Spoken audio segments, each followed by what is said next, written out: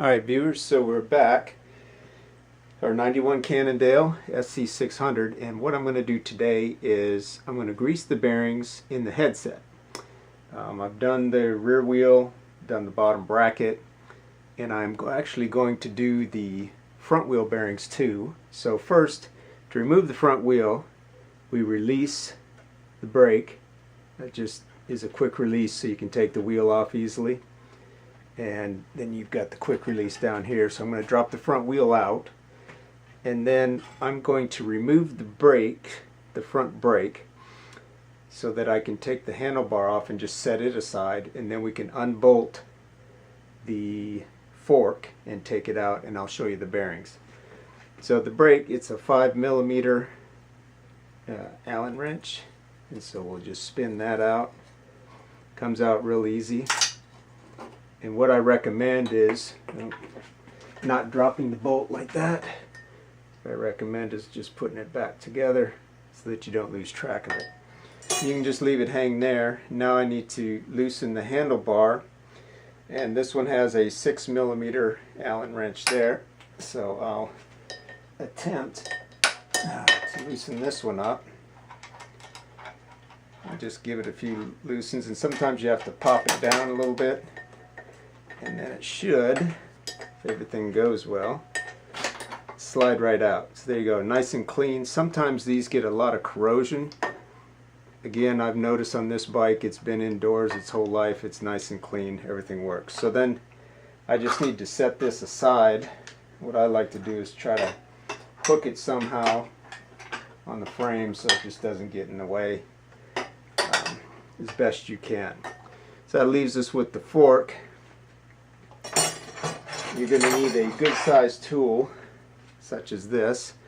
This is a Spin Doctor tool, but it's a 32 and a 30mm here, and then a 36 and a 40 here.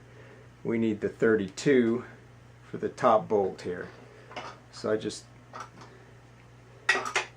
not going to be easy, but there. You just break it loose. You spin the top bolt off like that. Take the reflector off. Sometimes I tend to leave these off. I don't know how much good they do. Alright, so there's that nut. Then there's another one below here, which I believe is also a 32, and we'll loosen that one up. And this one will allow us to remove the fork. Okay, so what just went popping off there was a spacer. I'll have to retrieve that. There's your bearings right there, and it's a good thing I did. The grease in there looks pretty old actually, so I'm glad I took that off. And then we just slide this one down, and there's the fork. So I've got my handy tool here to attempt to, yeah, there they are. So there's the lower bearings. There's a seal, so don't lose track of the seal, but we'll go ahead and clean these up and re-grease them. And then you just want to look down through here and up through there. This one again is really clean, but sometimes they can get a lot of corrosion in there. Clean it out real good if you have a brush or something. This one is actually really clean. I don't think the bike's ever been out in the rain, which is good. So we'll look at the bearing races, we'll clean them up, and then I'll get back to you in just a minute. Okay, so what I've done is I've greased up the bearings real good in here, and there's this little seal. I cleaned them up beforehand, got out all the old grease. I didn't use a heavy solvent because I don't like using solvents. If you do use a solvent, that's fine. Just make sure it's totally dry before you re-grease it. So I've re-greased the bearing, put it back in the cup. This one's for the top. And this seal is what helps hold it in place. It kind of catches on the edges, and so now the bearing won't just fall out. Okay, so that's kind of a nice feature. You just got to make sure it's in there. And it's the similar situation under here. I found that difficult to show, so I just wanted to show this one. This one's the top one, but it's the same down here.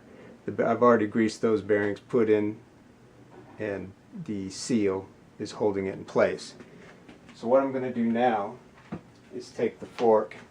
Of course, I've cleaned up the races on both ends, and I'm going to slide the fork back in carefully. I don't want to unseat those bearings down there. And then this one just screws back on.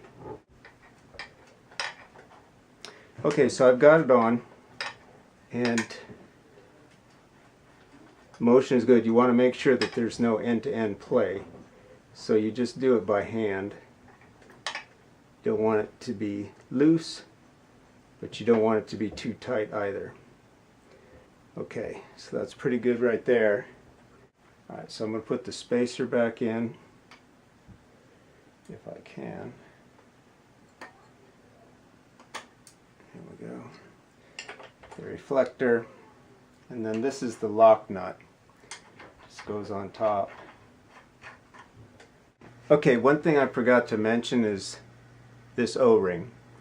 It goes inside the lock nut, and the reason I forgot to mention it is because I had forgotten about it.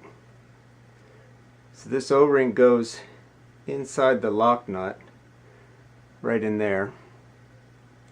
And what it does is, when you tighten this back up, it prevents water and moisture from going down the fork tube. It's definitely something you don't want, because that's what causes the corrosion. Alright. So make sure that that's in there. And you've got the fork tension as best you can. In other words, there's no end play and it still moves freely.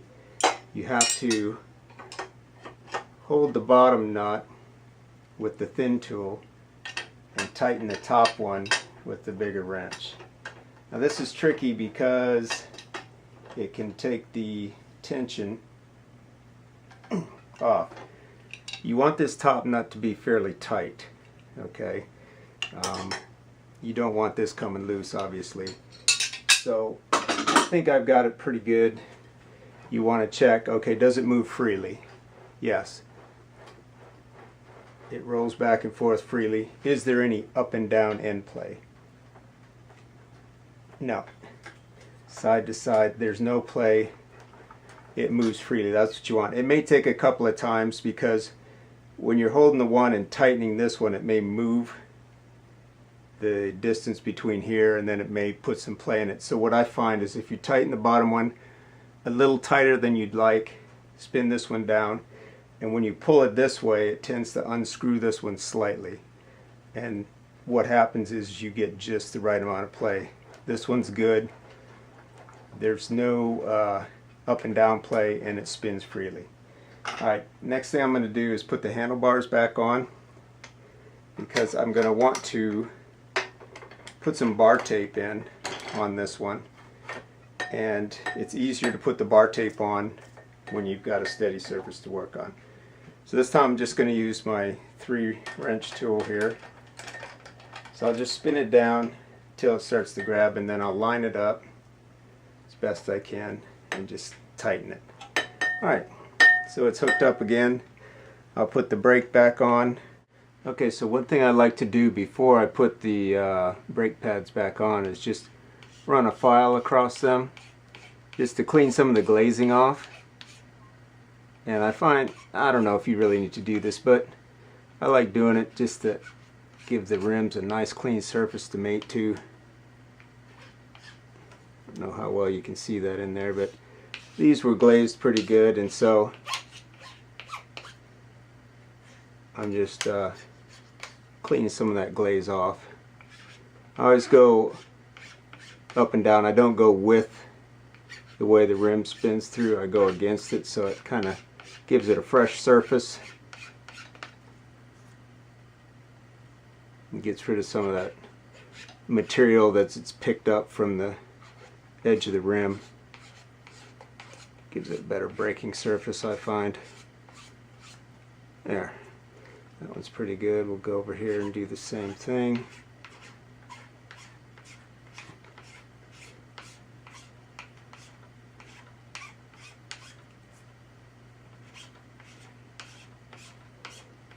I just use a regular flat file. Also, what I'll do is I'll take the edge of the rim with some cleaner and just go around the whole edge of the rim to to make sure that it's cleaned up, and if I find any rubber deposits from the brakes, I'll go ahead and clean that off too with, you know, like a Scotch-Brite pad or something like that. Alright, so we'll go ahead and put this back on. It's just a simple nut. And then it's a 5mm Allen head. And I'm just going to tighten this one up. And I'll get the wheel after I grease the bearings. Okay, so what I've done now is I've repacked the wheel bearings, cleaned them up, put new grease in them, and I've cleaned the edge off to make it nice and smooth. There was some rubber deposits from the brake pads, so that's all cleaned up. So now I'm going to put the wheel back on, if it'll go, which it certainly should. Alright. Okay, the wheel's on, adjust the brake pads down, and of course they're not quite right, it's rubbing.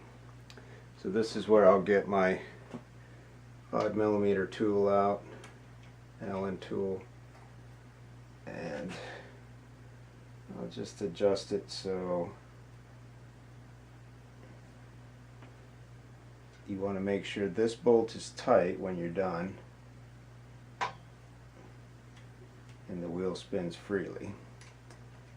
So when you're tightening it, it's going to try to twist the whole mechanism that way. So what you want to do is hold the whole mechanism that way and then tighten this down. Okay. Now it's rubbing a little bit on that side, but that's okay because I want to go just a bit more.